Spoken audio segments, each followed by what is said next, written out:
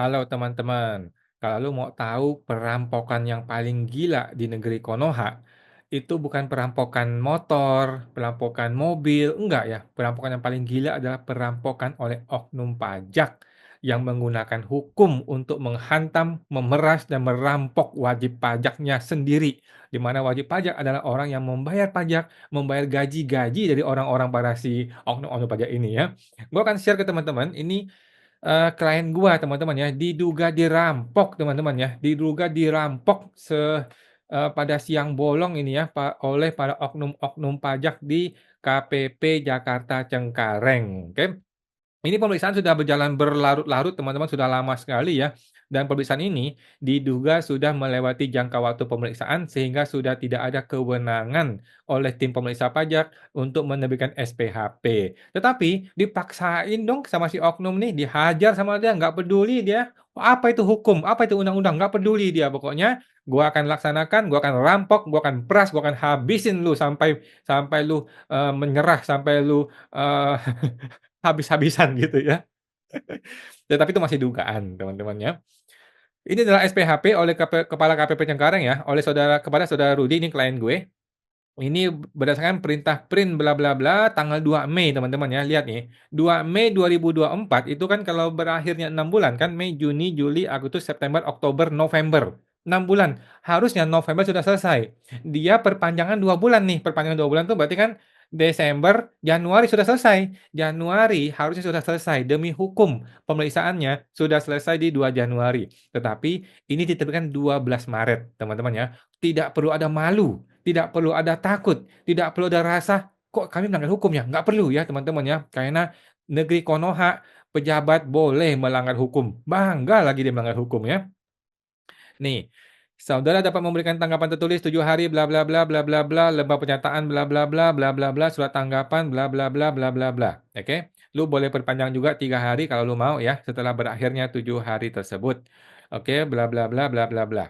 Bla bla bla bla bla bla. Bla bla bla. Oke. Setelah lu kirim surat tertulis, maka akan ada undangan untuk melakukan pembahasan akhir hasil pemeriksaannya. Bla bla bla bla bla bla bla bla bla bla bla bla.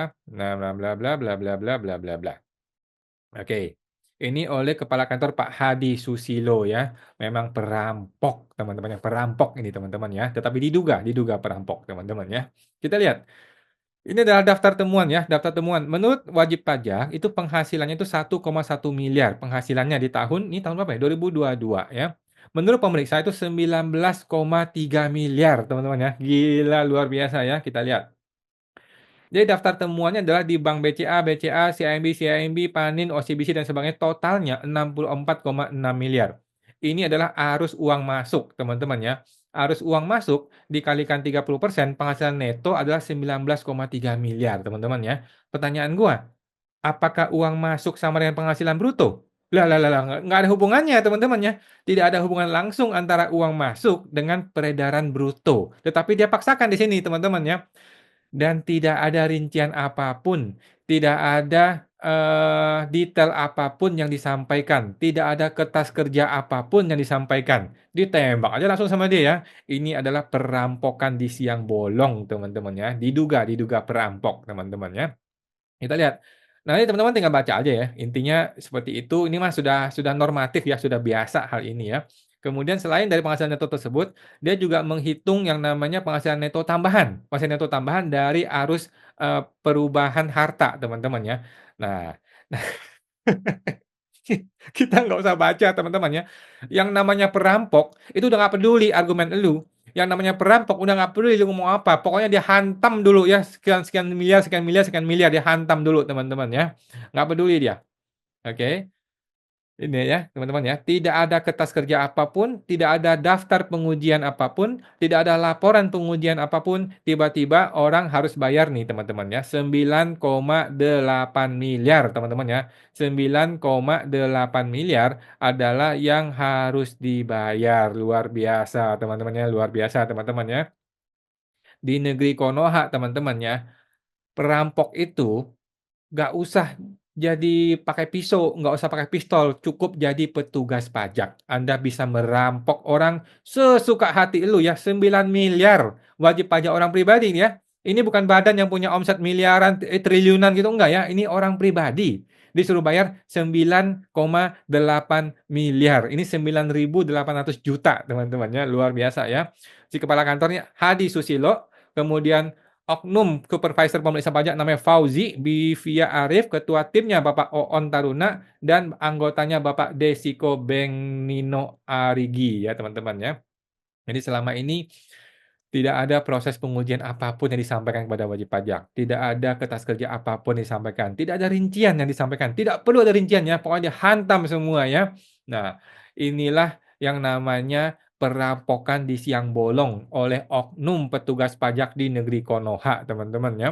Nah, sekarang kita mesti pahami dulu nih, kita masih paham ya, kalau Anda mengalami hal yang sama seperti ini, lu nggak usah buru-buru khawatir, nggak usah buru-buru marah, nggak usah nangis-nangis teman-teman ya. Ada langkah-langkah hukum yang harus Anda lakukan, oke?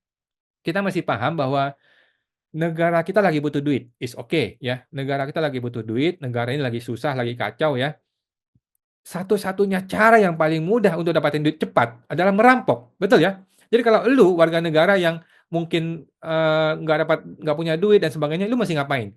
Daripada lu cari kerja, apply kerja, kemudian kerja bulan depan baru digaji, yang mesti lu lakukan langkah pertama adalah merampok. Yang paling mudah adalah merampok, ya kan? Nah, tetapi kalau pejabat butuh duit, bagaimana? Nah, satu-satu cara adalah merampok warga negara sendiri. Yang paling gampang, paling mudah dilakukan adalah merampok warga negara sendiri. Oke?